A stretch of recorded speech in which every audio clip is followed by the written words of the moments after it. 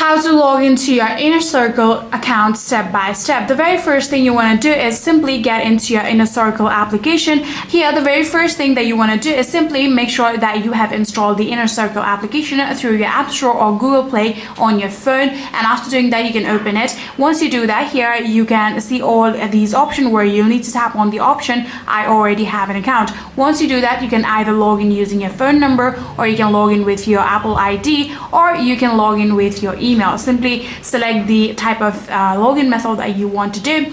If you have created your account using Apple ID, go with login with Apple ID. And once you add in your email address, or once you add in your phone number, if you want to log in, you can simply tap on the next, and then from there you'll be able to get a link on your email, or you'll be able to get a 6-digit code on your phone number. You can add that down, verify it with the 6-digit code or the link, and you'll successfully be able to log into your Inner Circle account.